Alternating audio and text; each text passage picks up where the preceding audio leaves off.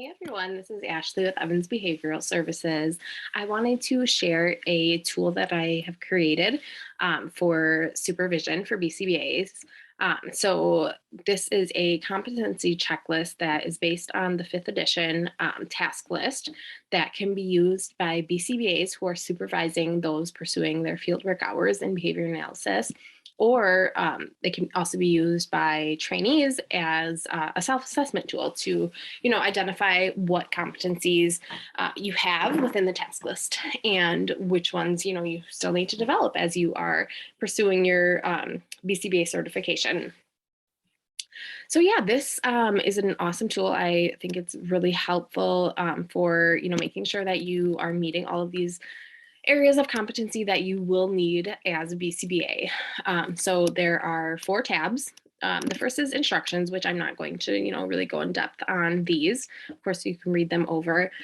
The one thing I will note is that the competency grid pre-assessment and post-assessment are both locked because you don't want to do anything with those. Those will auto-populate based on your responses in the competencies tab.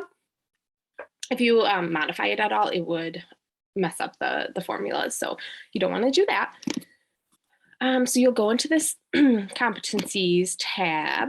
It is broken down by, like I said, all of the items in the task list. So it's a very thorough, representation of that 5th edition task list. There are 2 assessment options, pre-assessment and post-assessment.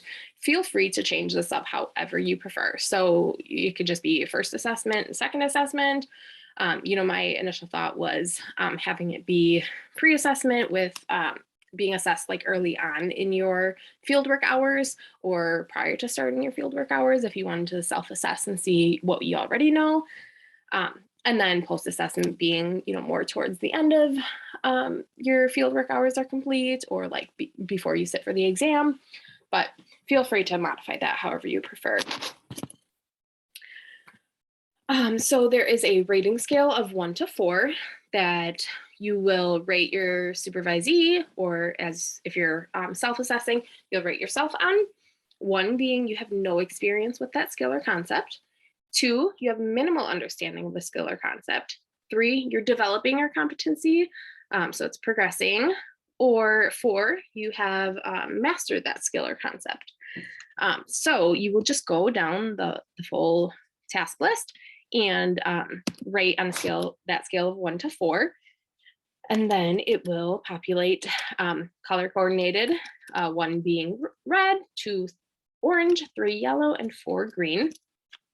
So it's a good visual representation of your competencies. You'll just go all the way through and, rate. If you are doing this early on in your fieldwork hours, you might not have many 3s and 4s, and that's okay. Through your supervision, if you have that, quality supervision, by the time you're completed with your fieldwork hours, you should have many more 3s and 4s and, be thoroughly prepared to sit for that exam.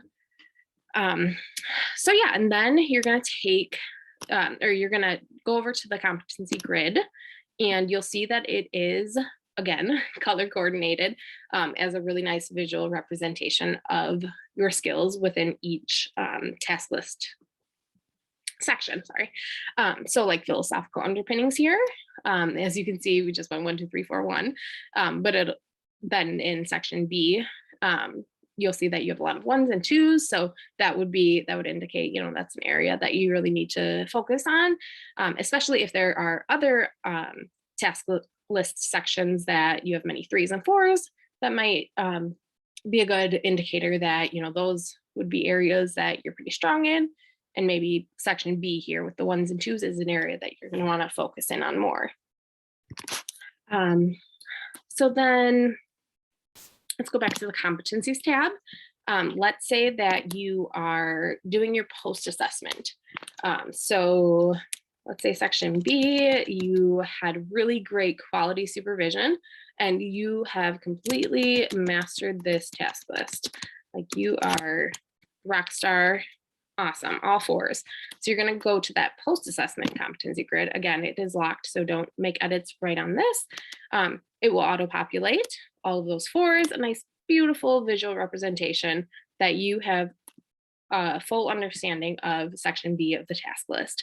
Um, so when you do hit 100% mastery in that section, it will turn green and it'll show you that 100%. Of course, that's what we want to strive for, that you're mastering all of the concepts, before you sit for your exam and before you're finishing your fieldwork hours. Because of course, the point of those fieldwork hours is to develop your competencies in all of these skills. So if you are having really good quality supervision, that would be the goal and what would be expected. Um, and then I forgot to mention, so the mastery in each section is demonstrated here, like by the percentage. You want to, of course, to focus on getting 100% mastery, and just to let you know how I calculate that. Each item has a maximum of 4 points based on the rating scale. So I'm just going to go back to this to kind of demonstrate. So in section A, you had 2 points each on this post assessment. So that would be 10 total points out of 20 total points, being 50% mastery. So if you had all fours, like in section B here, that would show 100%. So that's how I calculated that mastery percentage.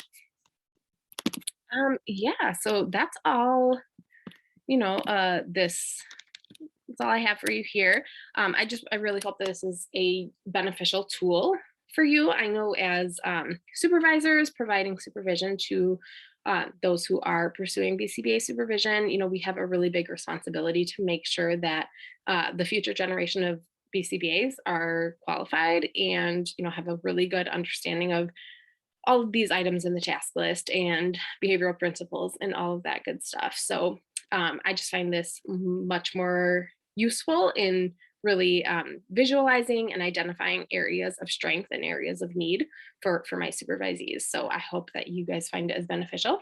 I will provide the link to my website that you can find this resource on. And just let me know. You can feel free to reach out via comments or via email to let me know if you have questions or concerns or anything about this competency checklist. But like I said, I hope you find it useful. And yeah, I hope you guys all have a wonderful weekend.